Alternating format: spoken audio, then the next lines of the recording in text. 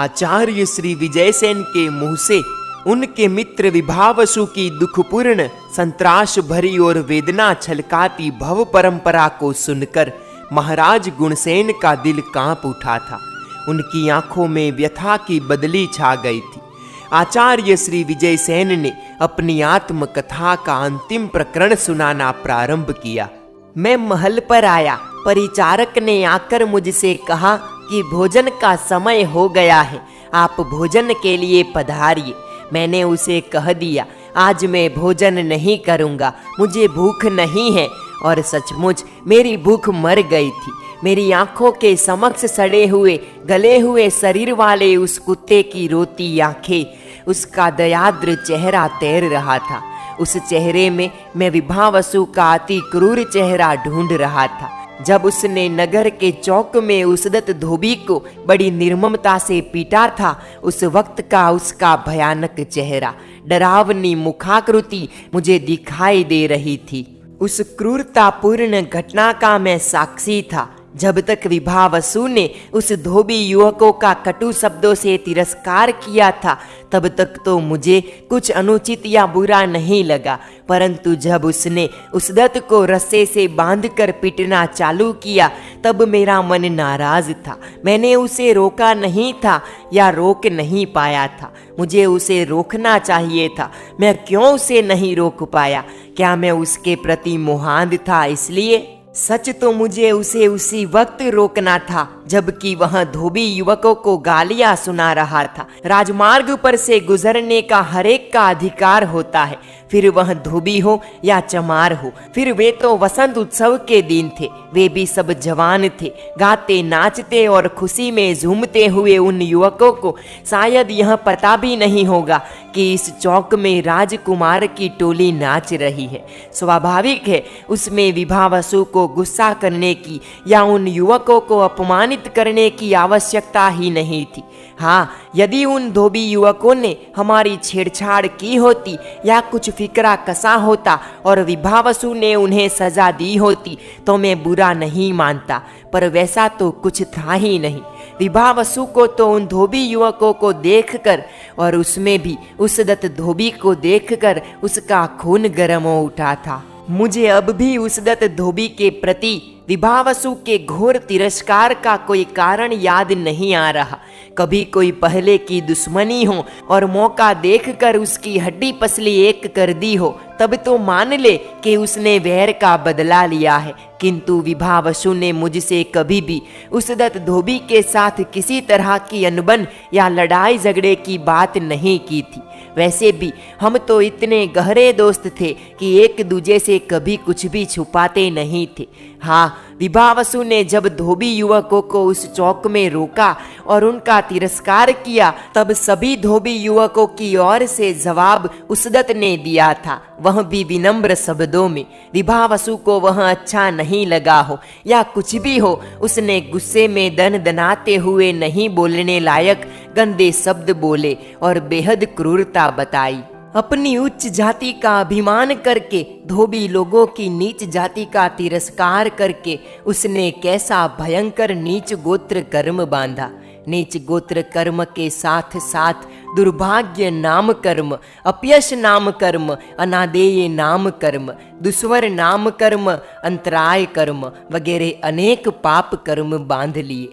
वे कर्म हजारों जन्म तक उसे कितने भयानक दुख देते रहेंगे। वे घोर दुख उसे उसदत धोबी के घर में ही भुगतने पड़ेंगे, जिसका उसने भयानक तिरस्कार किया है, जिसे बेरहमी से पीटा है। उसी के हाथों और उसी के द्वार पर उसका तीव्र तिरस्कार होगा, जानलेवा मार पड़ेगी। विभावसु ने तो 2-4 घड़ी तक उसदत को सताया था और मारा था, जबकि उसदत के द्वारा वह कितने जन्मों तक, कितने भवों तक मार खाएगा, यातनाएं सहेगा, विडंबना भुगतेगा।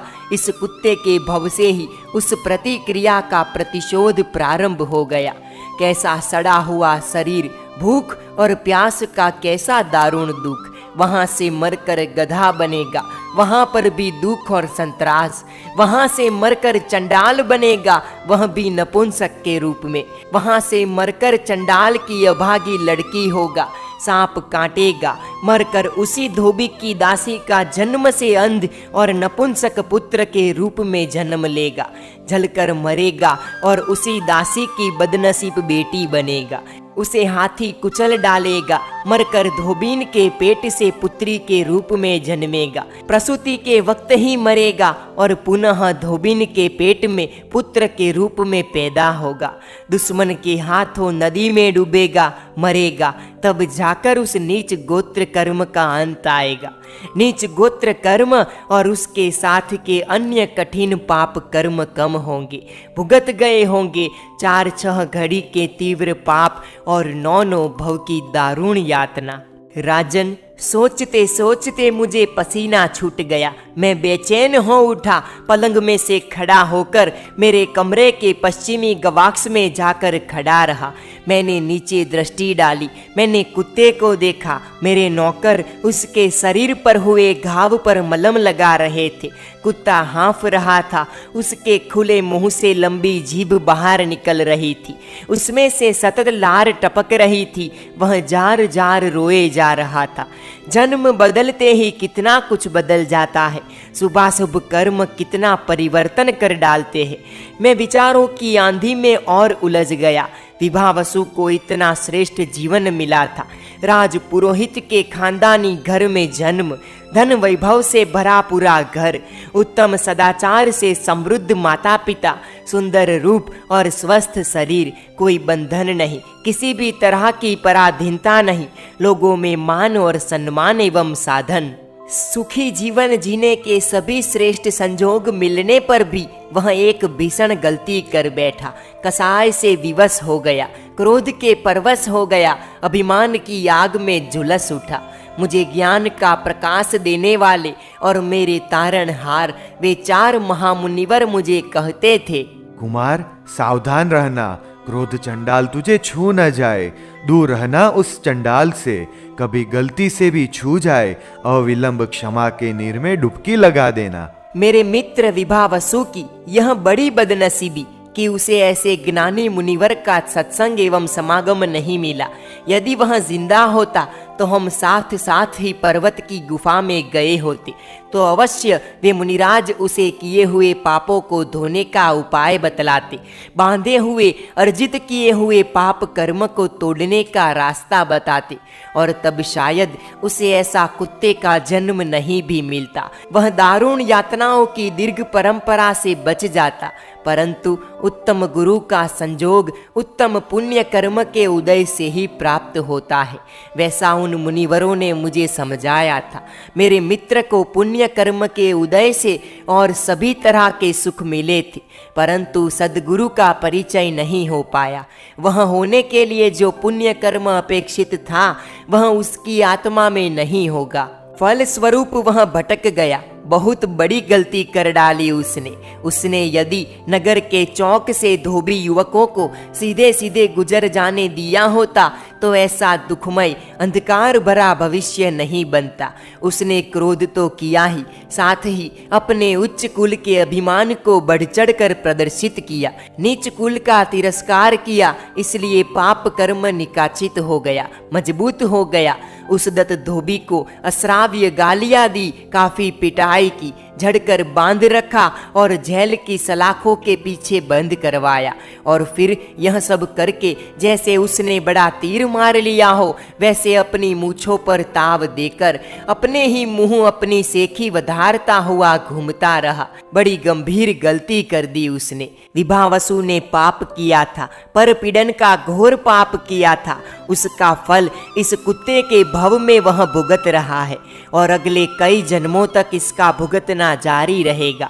उसे कोई नहीं बचा सकता। दुख, संत्रास, यातना के कारण पराधीनता एवं परवशता से पीड़ित सभी भव उसे मिलने के। वे करुणा हृदय मुनिवर हमेशा कहते थे, कुमार यह जीवन वन ही ऐसा है। यहाँ कदम कदम पर सर्वत्र कषायों की वल्लरियां फैली हुई है। उसमें गृहवास में तो कषायों का ही साम्राज्य रहता है। पल पल में जीवात्मा कषाय का शिकार होता है और पाप कर्मों का अंधेरा खड़ा करता है खुद के लिए। इसीलिए गृहवास छोड़ देने लायक है। हमने इसी कारण गृहवास का त्याग करके यह अनगार जीवन स्वीकार किया है। तू देख रहा है ना, इस जीवन में कषायों का साम्राज्य पूरी तरह नष्ट हो चुका है। गृहवास में कसाय होने में तनिक भी देर नहीं लगती। कल मेरे जिगरी दोस्त ने कसाय विवश होकर बड़ी गलती कर दी। क्या पता कल मैं भी गृहवास में कसाय का शिकार होकर वैसी या दूसरी कोई बड़ी गलती कर बैठूं तो मेरी भी वही गति होगी, वैसी ही दुर्गति मेरा ठिकाना होगी। यदि कसायों पर विजय प्राप्त करना हो तो मुझे गृहवास छोड़ना चाहिए, अनगार होकर ज्ञान ध्यान में लीन होना चाहिए। क्षमा, नम्रता, सरलता, निर्लोभता वगैरह इस तरह के साधु धर्म का पालन करना चाहिए। मैंने उन चारों मुनिवरों को 4 महीनों तक क्षमाशील पाया है, विनम्र देखे हैं। सरलता उनके व्यक्तित्व में रच बस गई है। निर्लोभता, अलिप्तता बरसती महसूस की है। उनके अस्तित्व के आसपास मुझे उनकी गुण सभर जीवन यात्रा बड़ी अच्छी लगती है। और मैंने बातों ही बातों में एक दिन उन पूज्यों से कह भी दिया कि मुझे आपका जीवन अच्छा लगता है।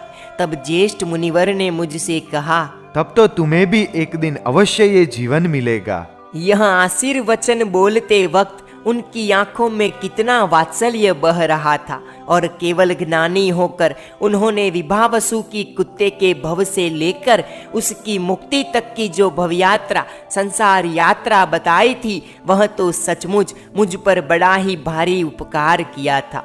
उन्होंने मुझे जागृत कर डाला था। गृहवास के प्रति तीव्र वैराग्य मेरे भीतर में पैदा हो गया था। भगवान, पर्वत की गुफा में आपका उन 4 महामुनि से मिलना हुआ, यह केवल अकस्मात था या आपके गत जन्म के किसी पुण्य कर्म का परिणाम था? क्या पूर्व जन्म में 4 महामुनियों के साथ आपका कोई रिश्ता था, कोई संबंध था? राजन, केवल ज्ञानी मुनिवरों को यदि मैंने यह प्रश्न किया होता तो उसका समाधान अवश्य मिल जाता, परंतु मेरे दिमाग में वैसा कोई भी प्रश्न उठा ही नहीं, क्योंकि मैं तो मेरे मित्र विभावसु की दुख भरी भव परंपरा सुनकर ही स्तब्ध रह गया था और कोई भी सवाल पूछने की स्थिति में था ही नहीं। परंतु एक बात निश्चित तौर पर है कि गत जन्म के किसी भी स्नेह संबंध के बगैर उनकी ओर इतना खिंचाव होना, लगाव होना संभव नहीं था। हालांकि मेरा आकर्षण उनके विशिष्ट गुणों के प्रति था, फिर भी उनकी मीठी एवं मधुर वाणी मुझे अच्छी लगने लगी थी। उनकी सौम्य मुखाकृति मुझे बहुत ही प्यारी लगती थी। उनका सभी कुछ अच्छा लगता था, इसलिए बहुत संभव है पूर्व जन्म का स्नेह रहा होगा। इस जन्म में महामुनि के रूप में उनको मिलना हुआ, इसमें निमित्त तो मेरा पुण्य कर्म ही था। उत्कृष्ट पुण्य कर्म के बगैर ऐसे श्रेष्ठ विभूति के दर्शन होते कहाँ हैं? फिर उनका सत्संग, उनका समागम तो बहुत ही ऊंची बात है। मुझे उनका मिलना हुआ इतना ही नहीं, वरन वह मिलना सार्थक हुआ। उनसे मुझे सच्चा ज्ञान प्राप्त हुआ, मेरी आत्मा को उदात्त प्रेरणाएं प्राप्त हुई, अध्यात्म मार्ग का परिचय मिला था, संसार के प्रति विरक्ति का भाव पैदा हुआ था और मुक्ति का खिंचाव जगा था। इसीलिए विभावसु का अत्यंत दुस्सह भविष्य सुनकर, उन्हीं मेरे आराध्य मुनिवरों के मुंह से सुनकर मेरा मन तीव्र वैराग्य का अनुभव करने लगा। मैंने गृहवास का त्याग करने का संकल्प किया। भगवान, क्या अनगार होकर साधु बनकर ही कषायों पर विजय प्राप्त किया जा सकता है? गृहवास में रहकर कषायों पर विजय पाने का कोई उपाय नहीं है क्या? महानुभाव, गृहवास पर विजय पाना अति दुष्कर कार्य है। संजोग, परिस्थितियां और वातावरण का तीव्र असर जीवात्मा पर होता है। गृहवास के प्रसंग और संजोग बड़े ही विचित्र होते हैं। वातावरण विषम होता है, वहाँ कसायों पर विजय पाना दुष्कर प्रतीत होता है। कसायों के शिकंजे में फंस जाना बड़ा ही आसान बनता है। अनगार के जीवन में संजोग और वातावरण ऐसा अनुकूल होता है कि कसायों पर सरलता से विजय प्राप्त किया जा सके। हालांकि आत्मा की जागृति तो अपेक्षित ही है। यदि जागरूकता मंद हो जाए तो मुनि भी कभी कभार विषयों के कसाय में परवश हो सकता है। राजन, मुनि जीवन का प्राण है प्रशम और उपशम। उपशांत मुनि मोक्ष मार्ग का आराधक होता है। उपशांत मुनि कसायों के चंगुल में फंसते नहीं हैं, इसीलिए संसार परिभ्रमण में सहायक भूलों से कोसों दूर रहकर निजानंद की मस्ती का अनुभव करते हैं। मेरे मन में यही बात बार बार उभर रही थी। मेरे मित्र विभावसु ने जैसी गलती की वैसी गलती या अन्य किसी प्रकार की भूल मेरे जीवन में नहीं होनी चाहिए। मुझे किसी भी कीमत पर कसायों से बचना चाहिए।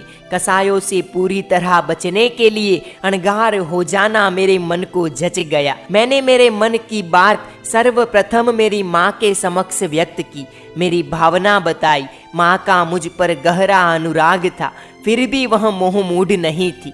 जब मैंने उसे मेरे मित्र विभावसु की भाव यात्रा कह सुनाई तब वह स्तब्ध रह गई। उसने मुझे महाव्रतमय मुनि जीवन स्वीकार करने की इजाजत दी। माता ने मेरे पिता को सारी बात कही और पिता ने भी भारी मन से मुझे अनुमति प्रदान की। वत्स, तेरा निर्णय सही है, यथार्थ है।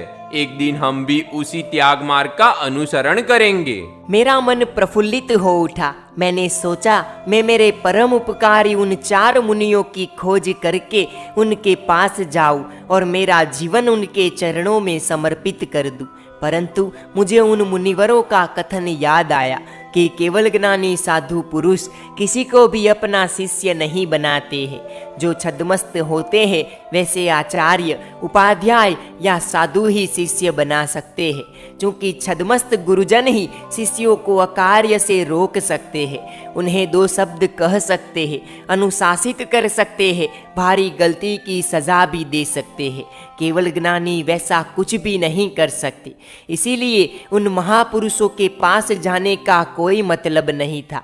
मैंने सोचा कोई ज्ञानी महापुरुष यहाँ पधारेंगे तब उनके पास मैं भागवती दीक्षा अंगीकार करूँगा। और कुछ ही दिनों में मेरी प्रतीक्षा की डाली पर फूल लगे। इंद्रदत्त नाम के ज्ञानी आचार्य भगवंत मेरे नगर में पधारे।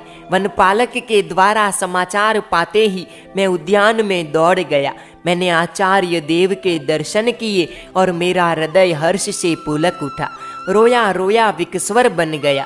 मैंने भावपूर्वक उनके श्री चरणों में वंदना की। अविकारी नयन, सौम्य मुखाकृति, मृदु एवं गंभीर वाणी और करुणासिक्त व्यवहार, यह सब मैंने आचार्य देव में देखा एवं महसूस किया। मैंने मन ही मन वहीं पर निर्णय कर लिया कि यही मेरे गुरुदेव होंगे। मैंने खड़े होकर सिर पर अंजलि रचाकर प्रार्थना की कि भदंत, मैं इस नगर का निवासी हूँ, मेरा नाम विजय सेन है। मैं इस संसार वास से विरक्त बना हूँ। चारित्र धर्म अंगीकार करने की तीव्र भावना मेरे हृदय में जगी है। प्रभो, आप मुझे चारित्र धर्म प्रदान करके भवसागर से मेरी आत्मा का उद्धार कीजिए। वत्स, बिजली की चमक सा चंचल यह जीवन है, इसलिए शुभ कार्य में विलंब नहीं करना चाहिए। तेरी भावना उत्तम है। राजन, मैंने इंद्रदत्त आचार्य भगवंत के पास दीक्षा अंगीकार की। मेरे वैराग्य का कारण तुम्हें जानना चाहा तो यह कथा उस कारण का बयान है। महाराज गुणसेन के अपलक नेत्रों से विजयसेन आचार्य की ओर देखते रहे। आंखें अश्रुपूर्ण थी, हृदय में श्रद्धा और भक्ति के भाव हिलोरे ले रहे थे। 2 प्रहर बीत गए थे, मध्याह्न का समय हो गया था और महाराज ने खड़े होकर पंचांग प्रणिपात वंदना की और विनय पूर्वक कहा, भगवंत, आपने मुझ पर अनहद उपकार किया है। आपकी आत्मकथा में से मैंने काफी कुछ समझा है, जाना है। परम शांति का सच्चा रास्ता मुझे मिल गया है। आज मैं जा रहा हूँ, कल पुनः आपके दर्शन के लिए उपस्थित होऊंगा। जहाँ सुखम देवागुप्पिया, देवानुप्रिय, तुम्हें सुख हो वैसा तुम करो।